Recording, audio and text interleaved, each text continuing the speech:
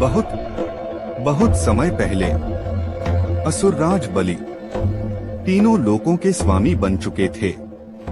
उनका पराक्रम और उनका अहंकार देवताओं के लिए एक गहरा संकट बन गया था। देवता भयभीत थे, स्वर्ग लोक वीरान पड़ा था, और तब सभी ने एक साथ भगवान विष्णु की शरण ली। इसी बीच माता अदिति ने अपने पुत्रों को बचाने के लिए घोर तप किया। उनके तप से प्रसन्न होकर विष्णु ने जन्म लिया, एक छोटे परंतु दिव्य रूप में, वामन अवतार। वामन छोटे जरूर थे, लेकिन उनका तेज सूर्य से भी प्रखर था। सफेद वसन, हाथ में कमंडल और मुख पर दिव्यता की शांति। धीमे कदमों से वे पहुंचे राजा बलि के भव्य यज्ञ में। पूरी सभा उस छोटे ब्राह्मण को देखकर स्तब्ध रह गई। राजा बलि ने पूछा, ब्राह्मण कुमार, क्या चाहिए आपको?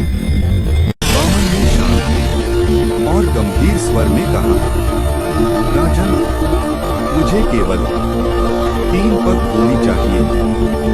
सभा सन्न हो गई। बलि मुस्कुराए। उन्हें यह मांग अत्यंत छोटी लगी, लेकिन उनके गुरु शुक्राचार्य आंखें बंद कर कंपित स्वर में बोले, राजन, यह कोई साधारण बालक नहीं, ये स्वयं विष्णु हैं। परंतु बलि अपने वचन के धनी थे। उन्होंने कहा, यदि भगवान स्वयं मांगने आए हैं तो मैं कैसे इनकार कर दूं? और जैसे ही बलि ने दान दिया, वामन का रूप बढ़ना शुरू हुआ। उस बालक का शरीर आकाश से भी ऊपर उठ गया। धरती, स्वर्ग, दिशा सब उनके कदमों में सिमट गई।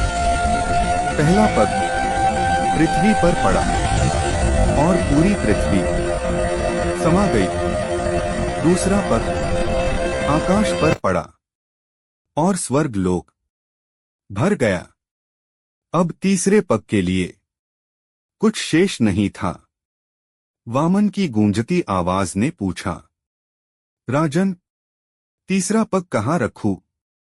राजा बलि अहंकार से नहीं, भक्ति से झुके और बोले, प्रभु, मेरा सिर प्रस्तुत है।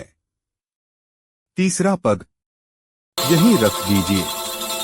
और जब भगवान ने अपना तीसरा पग रखा तो बलि पाताल लोक पहुंच गए।